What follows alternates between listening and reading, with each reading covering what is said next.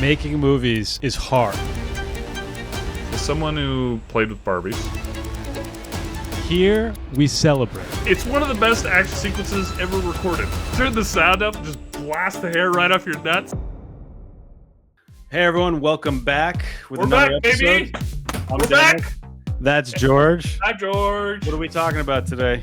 F1 : the movie starring Brad Pitt. When we exited the theater, I was so happy and I was so pumped up. This is a must-see film in theaters. The sound, the visuals, think of the first time you saw Avatar, Top Gun Maverick. These are movies that need to be experienced in a theater with other people. So much fist pumping because you're going to be doing this quite a bit. Just yes.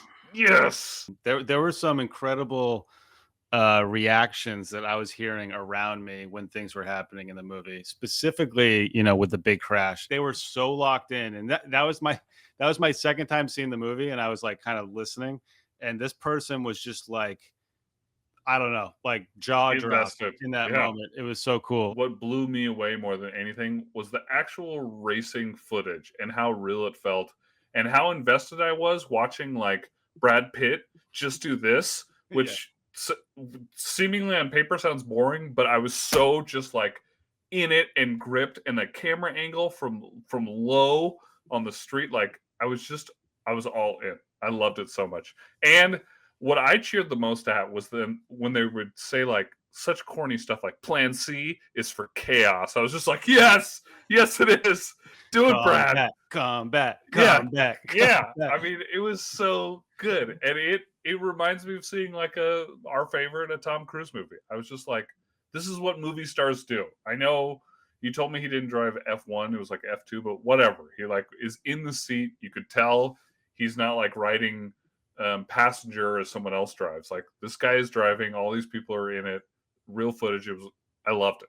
Well, so let's get into that, right? So what makes this movie special, like you said, is it really puts you there, right? It really puts you in that environment, and it's not just in the car, all around. Like it's like top to bottom.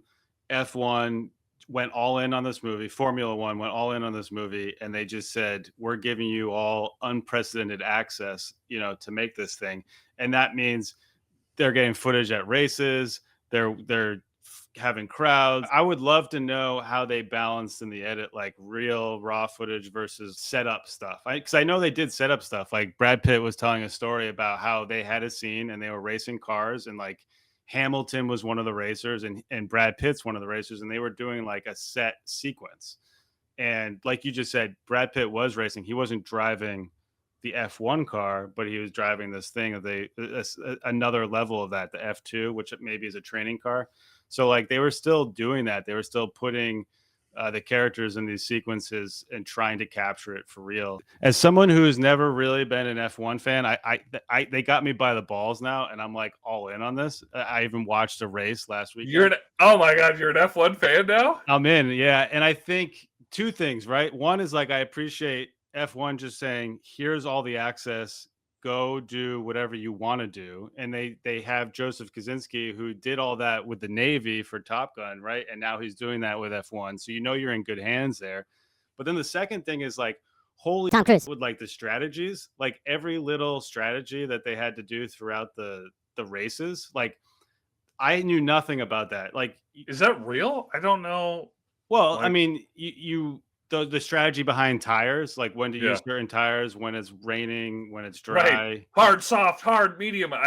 Like I watched the race last weekend, and they were like, it was raining off and on. It was in England, and they weren't sure. Nobody could figure out when to use the tires, because as soon as it starts raining again, you could screw yourself, right? I wouldn't have paid attention to any of that unless like I saw this film, and this film I thought did a great job of helping the audience really understand that stuff. Not overdoing it, right? But I thought they did a good job of like keeping you interested, like you said, keeping you in the moment and kind of getting a basic idea of what's happening. So that's an appreciation for that. I was invested but not lost. Like to tell you the truth, couldn't give less about like tires, and when they were talking about warming up the tires and how he went slow in a lap so he had warm tires, I didn't know what that I don't know what that means, but I know it was like a trick and he did it and it was And you're good. I was and just you like, yeah, you're like, "Yeah." good thinking, Brad. Like, way to go. Yeah, and Brad him still like got it. using some tires with red stripes on it. It's like I don't know what that means nothing to me, and I'm not gonna learn what it means. Yeah. But I still care. I'm still invested. More than anything, this is just one of many movies, of which I'll talk about later. Of this is a dad movie through and through. This is the kind of movie, if he were still around, I would take my dad to, and he'd just been like, "Yep, all around, gold, 5 stars." Like the whole time I was watching this, I was like, "This was made for dads," and I couldn't help think my 11 and 8-year-old daughters did not want to come to me to this movie, and they would have just hated seeing it, which made it better for me because I was just like, "This is for me, baby. This is for me." Like I am the target demo for sure of F1. And that banger music, dude. Oh my, so good. Hans delivering big time, man. I not in a bad way. I had those songs in my brain all week after the movie. Driving home after the theater, you're like listen. I was listening to that music, thinking, "I'm Getting gonna through traffic. crash. Yeah. This is awesome." I found myself wondering, like, do they really spend this much money on F1? Like all those computers and all the people. I didn't know any of that was real. And so many races where they score last place and they're like, well, on to the next one. I was just like, what kind of sport is this? But it didn't matter because I was there ready for the next race. And I couldn't wait to see what like crazy shenanigans they came up with too. Sports movies in general are kind of tough, right? Because you have to kind of do things that people are used to seeing in sports movies. There's just no way around it. You're not going to make an epic sports movie that's rewatchable and then have the team lose or not accomplish like that goal that they set out to do, right? So I thought this was cool and unique enough by having them be a last place racing team that's fighting for just keeping their ownership, Hmm. right? Their goal is not to win. They're not trying to beat all the other teams here. They're just trying to finish one of the races in that season so that they can keep things and keep that momentum going into the next year. And I thought that was a fun way of like letting the team and the racers kind of take their time to figure stuff out. And it was like, we can fail a couple of times. We can have these mistakes and we can figure out how to overcome them. Right. So I thought that was, a great way of doing it and keeping, like you said, right. There's always a race every 15 or so minutes, but like there was progression with every race, and then there was a little bit of a setback and then some more progression, a little bit of setback. And yeah, maybe that is typical, but I don't know. I thought it was smart how they did in this movie. And even when they won, right? Like, did you think Brad was winning, or did you think the other guy was going to win? I thought the other guy was going to win for sure. They got me. Yeah, I mean, I'm such a they got me. sucker. I never see through those things. And when Brad win, I was just like, "Oh my god!" And I actually think that's a pretty good segue if we want to move. Tom Cruise. Yeah, let's move. For me, the scene that just like blew me away came towards the end when it gets quiet and he's just there and you can kind of hear his heartbeat in a while and people are like, "What's going on?" And they He's go, flying, "He's baby. flying." I was just like, Chills. tears in my eyes, chills, just like, I mean, I've never been the kind of athlete that's felt that kind of thing, but I could imagine what that would be like. And I was just like, oh my God, I'm flying right now in my seat. Like I was there with him. It blew me away. And normally I prefer to have a movie kind of knock my socks off early on. So I'm invested. This one, it just like elevated it even further. And I remember thinking as that flying scene was happening, I was like, I'm gonna watch this for the rest of my life. Like I am just gonna keep watching this movie just forever. Like this is such a rewatchable movie. That ending sequence gave me chills in a lot of different moments, right? Especially what you just said. But I loved finally seeing them work together as a team. Like I'm a sucker for that. Like I like really love that. Tom Cruise. And especially like when we cut to those wide shots, those drone helicopter shots of both of their cars trying to get around, Uh-huh. and then like when they Who's the actually guy? do it, Yeah, yeah. like, oh my god, that kind of stuff gets me every time.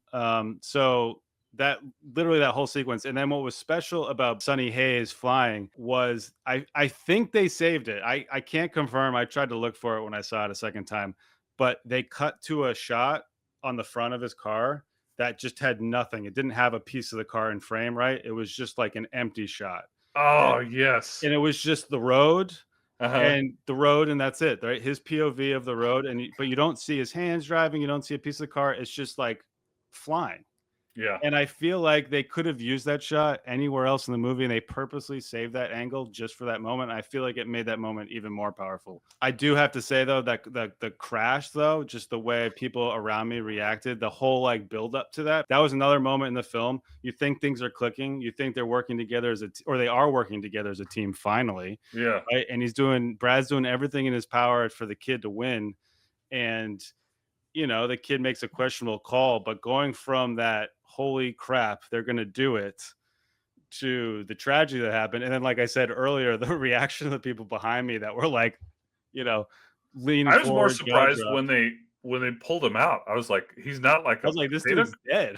Yeah, but they show that thing completely engulfed in flames. Yeah. I was very surprised he lived through that. I was like, whoa, he's dead. So now Brad's the main racer. I like jumped ahead, and then when he pulled him out, I was like, oh, okay, well, we'll see where this goes. I think it'd be a disservice if you only watch the racing scenes of this movie. You'd be like, whatever, I'll watch an F1 movie.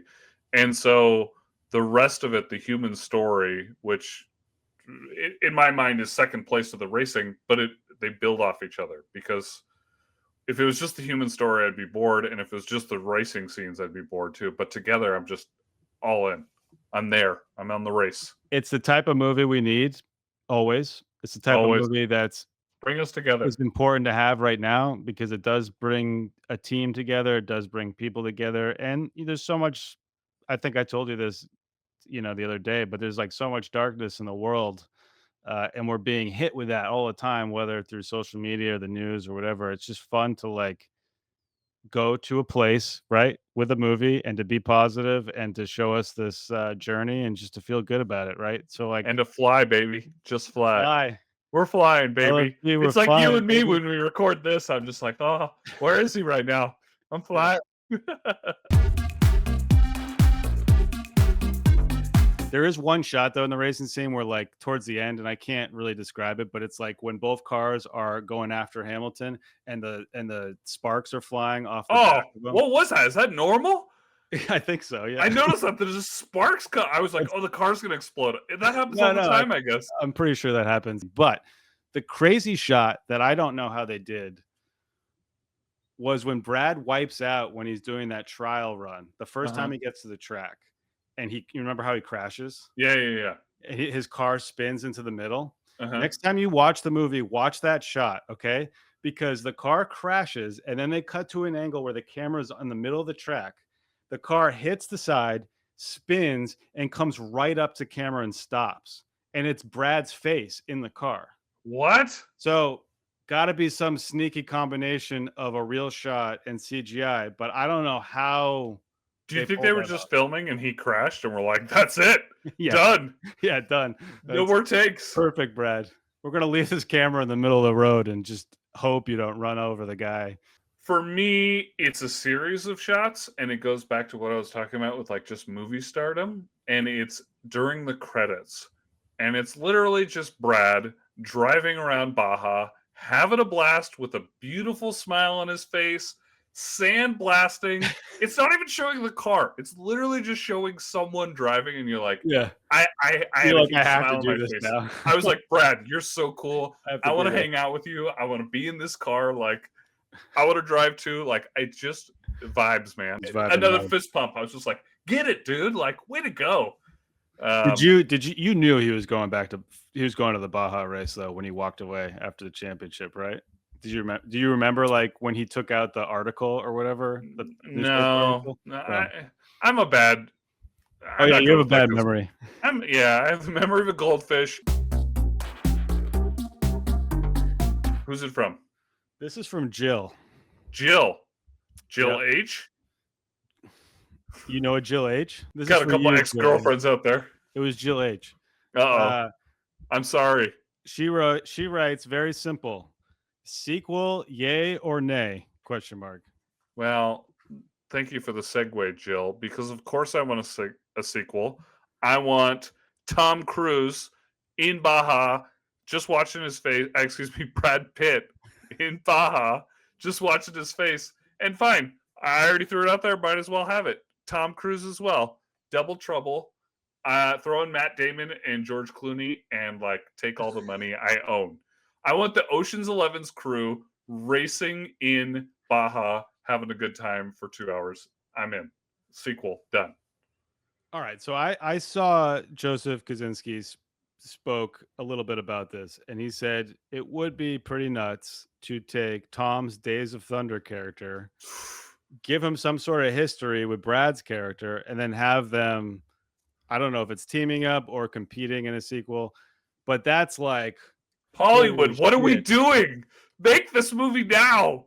But the only thing that's holding me back is they did such a good job of setting up this team for the future, right? The apex team in the future. And you got to like, and the rookie driver, right? He's going to go on and he's going to be the guy. So like, how do you make this work? Because if Tom's going to come over and Brad's going to do it, I want Tom and Brad racing together or against each other, right? Like that's what we want. So I literally described the movie I want to watch, which is Tom and Brad having fun in Baja. End of deal. So there's no no F1. cartels. It's just them having a good time for 2 hours. So no F1. I'm going to say no. Also, what do you call the sequel to F1? Just Baja. No. Take Tom. Oh, Brad F1 out of 2? it. F1 2? That You would be can't. confusing. You Yeah, can't call that's it true. F1 2, and you can't call it F2 because, as we've just learned, Yeah. the That's a good F2 point. is the training Listen, car. I'm not the producer here. I'm just the ideas guy. We want to do a new segment, but it's more of like a competition because George is so Tom Cruise competitive. Oh, please. Basically, what's going to happen is we're both going to describe a scene to each other, and the other person has to guess what movie that scene's from.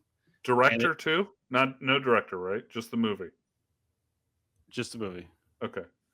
And if you get it right, you get a point. And then at the end of the year, we'll tally up, all the points and see who the winner is. And that's gonna put pressure on whoever's losing throughout the year, because if you fall behind by a couple, you really gotta lock in. Yeah. But we need rules because otherwise it could be ridiculous. Well, this is why I started a little test run here. We're gonna see. Okay. We have one rule right now, and you have to say the name of a character that's in that scene. A major character. No. It's got to be one of the main characters in the. If it can't be like a background guy too, or no, I know, but okay, it has to be a character that has a real name. A real name. Okay, so are you ready? I'm ready. I'm going to describe this scene, and I'm not going to try to be too tricky. So I don't know how we make this a rule, but I am going to try to describe it. So there are 3, if not 4, major characters in this scene, stars of the movie, and they are discussing what to do next after a series of mishaps. One of the characters in this scene is named Michael. This is heat. And after being posed a question, he says, "For me, the action is the juice." See,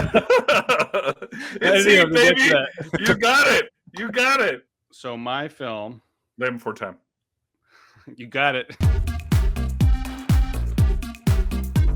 What gave it away?